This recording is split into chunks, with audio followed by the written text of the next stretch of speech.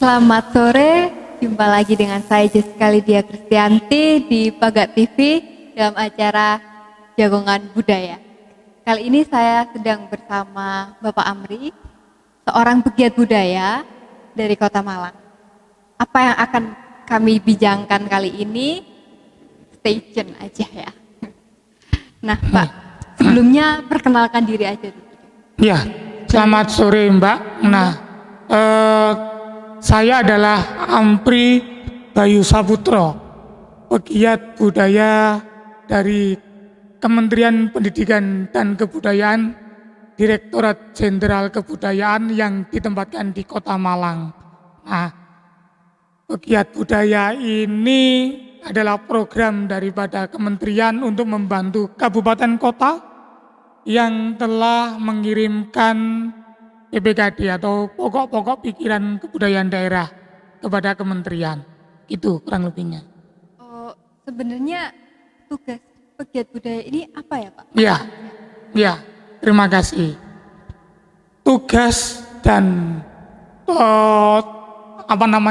fungsi dari pegiat budaya ini adalah menyebarluaskan informasi program unggulan yang di-share atau yang digagas oleh Direktorat Jenderal Kebudayaan. Sebelumnya Mbak, di Direktorat Jenderal Kebudayaan itu ada 5 direktorat baru atau 4 direktorat baru, satunya direktorat yang lama.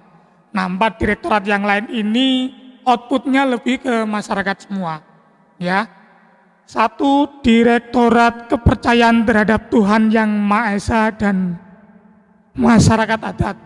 Nah, direktorat ini melindungi dari teman-teman atau para pegiat kepercayaan terhadap Tuhan Yang Maha Esa dan masyarakat adat.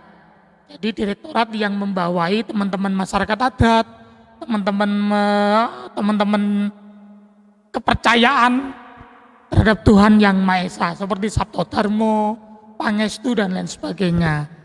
Kemudian ada direktorat Perfilman, Musik dan Media Baru. Nah, direktorat ini lebih memadahi tentang kiprah kreativitas, perlindungan dan pengembangan daripada film, musik dan media baru. Kemudian ada Direktorat Perlindungan Kebudayaan. Nah, direktorat ini lebih pada fungsi sebagai perlindungan terhadap ekspresi kebudayaan, baik itu benda maupun tak benda. Kemudian ada Direktorat Pengembangan dan Pemanfaatan Kebudayaan. Nah, Direktorat Pengembangan dan Pemanfaatan Kebudayaan ini lebih pada berfungsi sebagai fasilitator atau semacam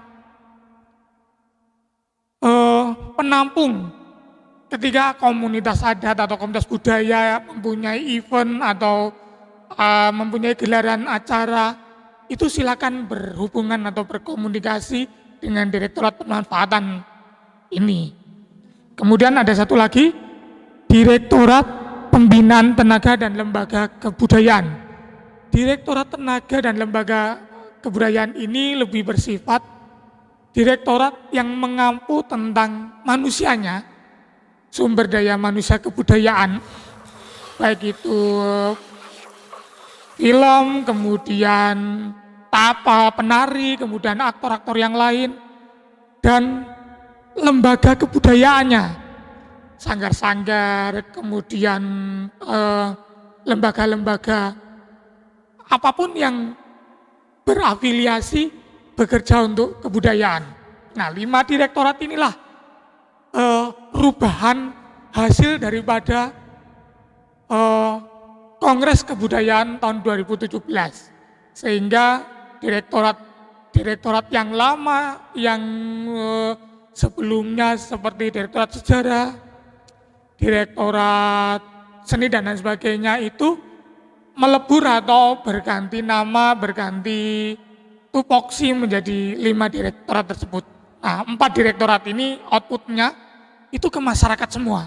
Jadi pelayanan terhadap masyarakat. Kira-kira begitu. Nah, Pak. Nah, sebentar.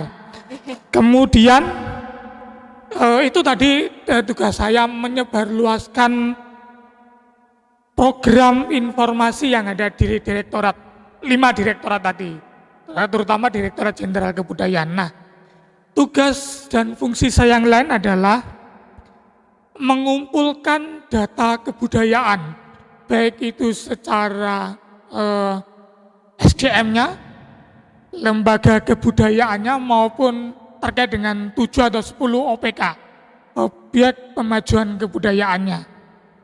Saya yang mengumpulkan. Jadi saya berkunjung anjang sana ke teman-teman komunitas, ke teman-teman pegiat kebudayaan yang lain, kemudian beranjang sana memastikan dan memvalidasi beberapa tinggalan kebudayaan yang ada di Kota Malang. Kemudian tugas saya yang lain itu adalah melakukan pendampingan terhadap pemerintah kabupaten atau kota, komunitas budaya dan masyarakat di kabupaten kota dalam upaya perlindungan, pengembangan dan pemanfaatan kebudayaan. Nah, selain saya tadi anjang sana ke sana kemari, saya juga melakukan pendampingan terhadap komunitas budaya, baik itu secara personal maupun secara kelembagaan. Kemudian saya juga melakukan koordinasi dengan dinas yang mengampu di bidang kebudayaan, dalam hal ini Dinas Pendidikan dan Kebudayaan Kota Malang, untuk bersinergi bagaimana teman-teman dan dinas baik secara formal maupun informal melakukan kerja kegiatan pemajuan kebudayaan di Kota Malang. Itu. Terus kalau boleh tahu nih, sebenarnya dari masyarakat ini bisa ngapain aja sih ke Mas sebagai pegiat budaya? Kita bisa ngapain? Ya, terima kasih. Karena salah satu tupoksi saya itu berkaitan dengan pendataan tenaga dan lembaga kebudayaan yang dampaknya juga ke masyarakat. Jadi intinya begini, Jakarta atau Dijen Kebudayaan hari ini tuh sedang merapikan database kebudayaan. Nah, Jakarta membuat sistem aplikasi, kalau di dunia pendidikan ada Dapodik, data pokok pendidikan. Nah, di kebudayaan ada data pokok kebudayaan dan Dapobud. Dapobud ini adalah konstruksi awal dalam rangka untuk memvalidasi PPKD. Nah, iya pokok-pokok pikiran kebudayaan daerah tadi. Iya.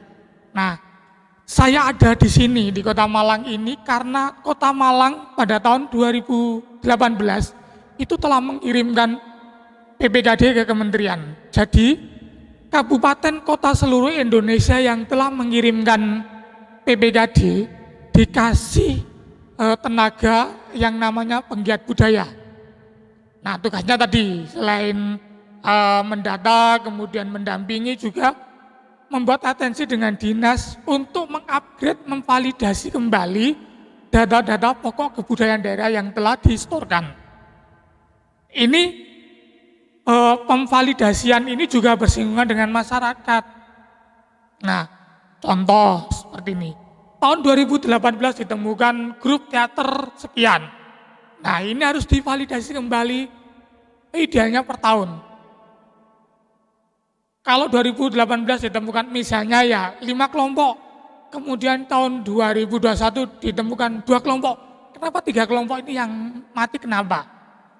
Nah, fungsi PPKD validasi inilah dalam rangka untuk mengontrol dinamika kebudayaan yang ada di kabupaten atau kota. Ini aksesnya juga ke masyarakat. Jadi kalau ini bisa diketahui, ini bisa didata secara valid, nah nanti masyarakat yang menerima dampak daripada ini, ya nanti mau tidak mau atau bagaimana caranya dari pihak kementerian maupun dinas berusaha menghidupkan kembali atau mendampingi kembali kelompok-kelompok kesenian atau kelompok-kelompok kebudayaan yang tidak efektif atau ya mati suri tadi. Itu fungsi atau dampaknya ke masyarakat. Itu. Berarti kalau misalnya ngomongin tentang pelestarian juga kan itu tadi. Ya, Nyai Putut itu tadi juga terdaftarkan kan? Atau iya, sedang proses iya, pendaftaran? iya, terima kasih. Terkait dengan Nyai Putut, kami juga mendampingi tentang pendaftaran warisan budaya tak benda. Nah, di kami, di kementerian, selain 4 atau 5 direktorat ini, ada unit pelaksana teknis yang ada di daerah. Ya, di cagar budayanya itu ada namanya UPT, Balai Pelestarian Cagar Budaya yang ada di Trowulan, Mojokerto. Nah, BPCB ini berfungsi untuk merawat, melestarikan benda-benda cagar budaya. Bendanya, candi, struktur, monumen, bangunan, kawasan, dan sebagainya. Ini wilayahnya cagar budaya. Nah, sisi lain ada UPT yang bertugas atau bertanggung jawab terhadap pelestarian nilai budaya yang namanya BPNB. Balai Pelestarian Nilai Budaya. Markasnya di mana? Di Yogyakarta. Nah, BPNB di Yogyakarta ini mengampu wilayah Jogja, Jawa Tengah, dan Jawa Timur. Ya, itu. Nah, BPNB ini juga mengupgrade atau mendorong untuk pendaftaran dan penetapan warisan budaya tak benda. Terkait dengan WPTB yang ada di Kota Malang tahun ini, yang didaftarkan oleh dinas, yang diusulkan oleh Dinas Pendidikan dan Kebudayaan Kota Malang adalah permainan tradisional Nyai Putut dan Osok Kiwalan atau Boso Walian. Nah, itu sebagai representasi tradisi tak benda yang ada di Kota Malang. Itu. Nah, terkait dengan Nyai Putut itu sendiri, ini adalah tinggalan warisan budaya tak benda nenek moyang. Kalau dirunut waktunya, itu ada beberapa hipotesa sejak Mataram Islam ya.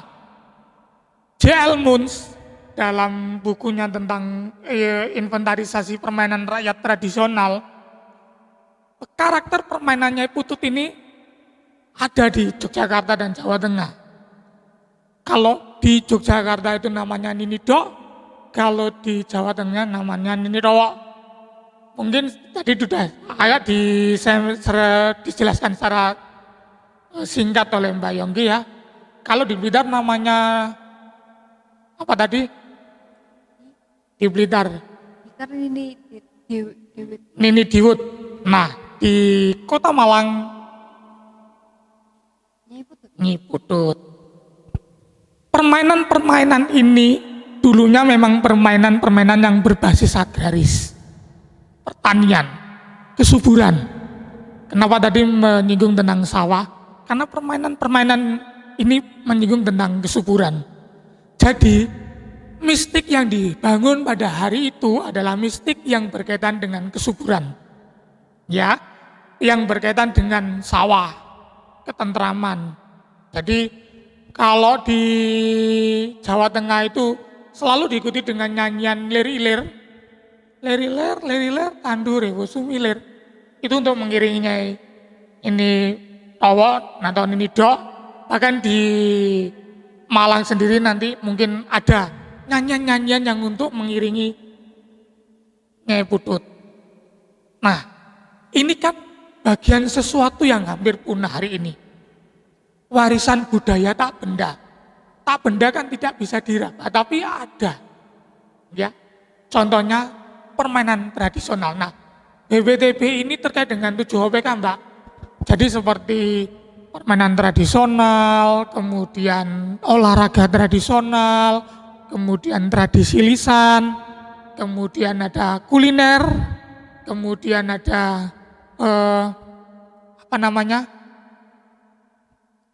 semacam seni. Nah, seni termasuk BPTB. Itu yang dicoba akan ditetapkan menjadi warisan budaya tak benda. Nah, kebanyakan dari masyarakat kemudian bertanya begini, kalau sudah ditetapkan, kalau sudah didaftarkan dan ditetapkan, itu dampak implikasinya terhadap masyarakat itu apa sih? Iya. Nah, itu selalu pertanyaan-pertanyaan itu selalu ditanyakan kepada kami. Kalau sudah ditetapkan itu njut arep ngopo? Apakah sudah wes final Nyai Putut menjadi warisan budaya nasional tahun 2021 misal? Apakah sudah itu selesai? Nah, ketika benda atau warisan budaya tak benda itu sudah ditetapkan di warisan budaya nasional, nah, yang menjadi poin penting atau entry point di sini adalah tanggung jawab bersama antara komunitas budaya, pemerintah kota dan daerah, dan pemerintah pusat untuk menjaga kelestariannya. Itu entry point-nya yang diamanatkan dalam Undang-Undang Nomor 5 tahun 2017 tentang pemajuan kebudayaan. Jadi, setelah nanti umpama ditetapkan, ini kan dalam masih proses ya, masih progres. Setelah nanti ditetapkan dan piagam itu turun, 3 elemen inilah yang nanti bertanggung jawab terhadap pelestarian dan keberlangsungan Nyai Putut. Kalau dianggap sudah punah, harus ada revitalisasi, harus ada rejuvenasi terhadap permainan Nyai Putut. Penggalian. Tentu Mbak Yonggi punya data-data yang sangat konkret tentang dulu tata cara permainannya gimana dan sebagainya. Kalau sudah ketemu bentuk permainannya, nanti ada sosialisasi. Setelah terrevitalisasi, disosialisasikan ke masyarakat atau sekolah-sekolah atau komunitas-komunitas budaya yang lain. Itu siapa yang sosial? Itu tugas pemerintah atau? Ini tanggung jawab bersama antara komunitas budaya, pemerintah kota, kabupaten, dalam hari ini Dinas Pendidikan dan Kebudayaan atau di banyak wilayah menjadi Dinas Kebudayaan dan Pariwisata, dan pemerintah pusat dalam hari ini Dirjen Kebudayaan atau Kementerian Pendidikan dan Kebudayaan dalam diwakili Dirjen Kebudayaan. Ini tanggung jawab 3 ini. Ya. Jadi nek wis ditetapkan menjadi warisan budaya tak benda, habis itu wes selesai diam, gak ada ngopo-ngopo. Harapannya tidak seperti itu. Harapannya adalah semakin benda ini sudah ditetapkan, tanggung jawab berat daripada pengusul komunitas budaya, dinas dan kementerian itu bagaimana ini tetap lestari, tetap ada. Sebagaimana di tingkat nasional ya. Sekarang semisal Borobudur itu, Borobudur itu sudah ditetapkan menjadi kawasan World Heritage, ya, kawasan kebudayaan dunia. Kalau Borobudurnya sendiri rusak, kemudian hancur berantakan, ya bisa dicabut oleh UNESCO. Karena pemerintah atau komunitas budaya yang ada di situ tidak bertanggung jawab menguri-uri melestarikan baik secara benda maupun non bendanya. Nah, kalau ini Nyai Putut tidak dilestarikan, tidak diuri-uri, tidak dikembangkan, disosialisasikan dan sebagainya, ya nanti bisa dicabut penetapan itu. Nah, semakin orang atau semakin kita mendaftarkan warisan budaya tak benda ini, semakin banyak yang didaftarkan, semakin berat tanggung jawab kita untuk melestarikan dan mengembangkannya. Kan ada pemanfaatan dan perlindungan tadi. Nah, poinnya di sini. Ini yang belum banyak diketahui oleh masyarakat, baik secara individu, kelompok maupun yang ngapunten teman-teman di instansi yang membawai yang bidangi di bidang kebudayaan. Habis didaftar wes selesai, udah cari yang lain. Enggak. Ada tanggung jawab itu tadi. Tuh, Nyai Putut harus tetap dikembangkan, nek perlu itu menjadi mata kebudayaan yang ada di Mulok di sekolah-sekolah. Nah, intinya apa? Mewariskan kembali, pewarisan itu berjalan. Itu, yo nanti ada, kalau kuliner yang ditetapkan nanti yo kerjasama sama lintas bidang dengan pariwisata atau dengan perdagangan untuk membuat ikon festival kuliner yang ditetapkan yang orem-orem ditetapkan menjadi warisan budaya tak benda dari Kota Malang. Ya nanti ada festival orem-orem setiap tahun. Entah itu lomba atau gimana, pokoknya pewarisan pelestariannya itu harus jalan. Kalau enggak ya wes hanya jadi sebingkai penghargaan, sertifikat, enggak ada tindak langsung, ya bisa dicabut. Kira-kira kalau buat Nyai Putut sama Boso Walian bakalan dibuat kayak gitu nggak Pak?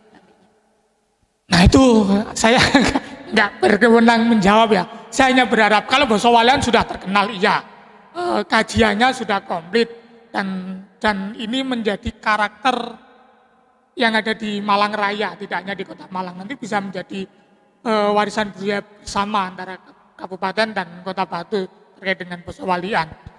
Nah untuk Nyai Putut sendiri, semoga melalui tayangan ini pihak-pihak yang berwenang, pihak-pihak yang berkompeten terhadap kelestarian pewarisan mata budaya atau mata karya budaya ini mempunyai kebijakan atau mempunyai policy terhadap pelestarian pewarisan dan pengembangan mata budaya yang ditetapkan. Itu harapan dari penggiat budaya. Karena saya hanya bisa memohon, menghimbau dan menyambungkan lah, ya, menyambungkan. Jadi seperti itu. Rata-rata baik dimanapun saya ketemu teman-teman komunitas, terus pertanyaan selalu itu, terus ditetap ngopo? Untuk bantuan enggak? Mesti itu. Nah ini kalau dapat bantuan pun itu dalam rangka ini tadi, mewariskan, melestarikan. Tapi saya rasa ada banyak jalan bisa ditempuh selain hanya bantuan tadi ya. Kerjasama 3 elemen inilah yang terpenting dalam rangka untuk mengembangkan dan mewariskan mata budaya yang telah ditetapkan menjadi warisan budaya nasional itu. Itu. Nanti mungkin dampaknya bisa ke ekonomi masyarakat sekitar juga ya? Nah, kalau ini seandainya ditetapkan dan berjalan sesuai dengan cita-cita yang diundang-undangkan nomor 5 tahun 2017, nanti juga berdampak banyak terhadap ekonomi termasuk para pengrajin yang melibatkan permainan ini bakul keranjang urip. Kemudian pemulung bambu, yang bahasan golek bambu, yang menjadi bambu, itu juga dapat kebagian. Sedikit banyak rotasi kebudayaan inilah yang akan menghidupkan kembali elemen-elemen melalui satu karya budaya. Ini masih satu. Kalau kuliner, semakin banyak lagi yang diuntungkan.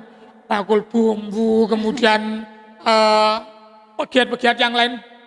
Nah itulah mengapa WBTB ini penting didorong untuk didaftarkan. Satu karena faktor identitas.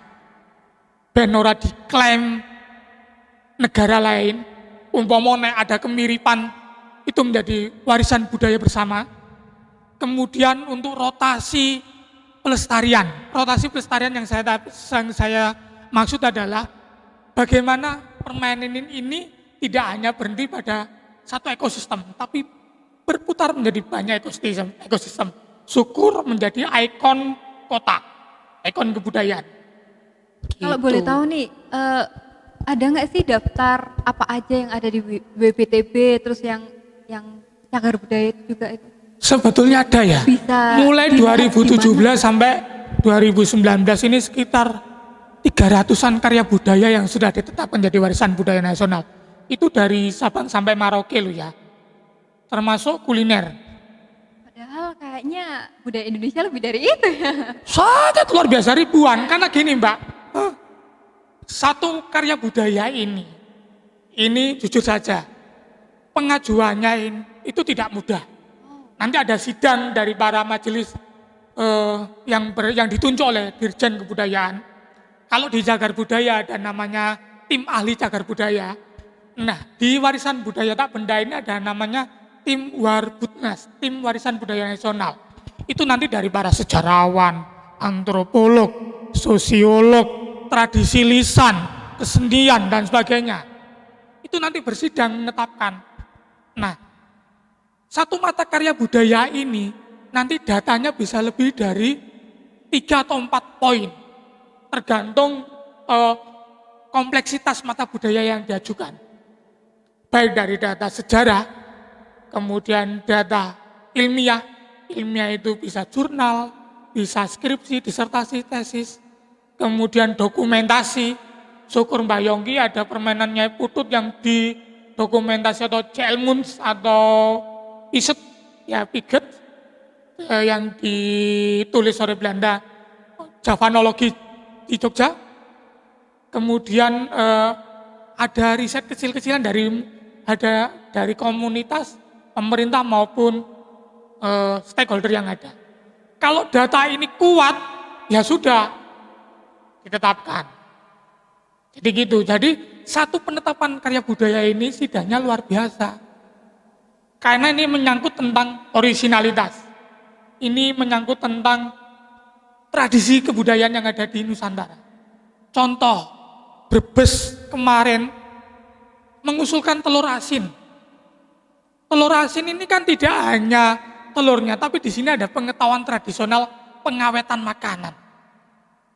Cara pembuatan mungkin. Iya, jadi garam bahan dasar untuk mengawetkan telur menjadi asin ini kan antara garam Brebes, Madura, Bali, Aceh itu berbeda-beda. Tapi karena ikoniknya Brebes ini yang paling kuat, maka Brebes yang berhak mengajukan tata cara pengawetannya ini.